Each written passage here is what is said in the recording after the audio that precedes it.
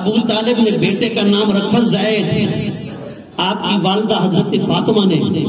آپ کا نام رکھا اسد، کہ میرے والد کا نام اسد ہے تو علی کا نام نانے کے نام پہ ہونا چاہیے۔ حضرت ابو طالب گئے صحن کعبہ میں، وہاں جا کر آپ طواف کعبہ کر رہے تھے، دل میں خیال آیا رب سے مشورہ تو کر لوں کہ میں نے زید نام رکھا، میری بیوی نے اسد نام رکھا، رب سے تو پوچھوں۔ آپ نے آواز دے کر کہا دعا کے انداز میں، ماذا ترا اسم ھذا الصبی، مولا یہ جو تم نے حسین بیٹا دیا ہے اس کا نام کیا رکھوں، تو مجھے مشورہ عطا فرما۔ حاتف قیبی سے آواز آئی ابو طالب اس کا نام کوئی اور نہیں، اس کا نام میرے نام سے مشتق ہے، میرا نام بھی علی ہے، اس کا نام بھی علی رکھ دو، اس کا نام بھی علی رکھ دو، وہ بھی ہے وَهُوَ الْعَلِيُّ الْعَظِيمُ۔ اچھا یہاں ایک نکتہ ذرا بڑا قابل توجہ ہے، ذرا دل کے کانوں سے سنیے گا۔ اللہ بھی علی، حضور اخی رسول بھی علی، ابو طالب کا بیٹا بھی علی۔ ہم اگر کہیں نا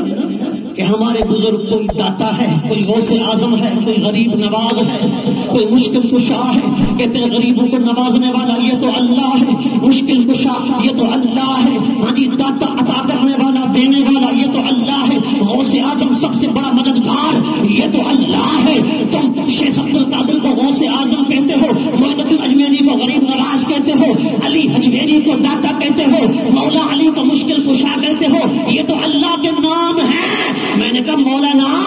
اگر ناموں سے شرک آ جاتا ہے تو ذرا ادھر آ، رب بھی علی یہ بھی علی، مصطفیٰ نے بھی کئی بار پکارا علی علی علی۔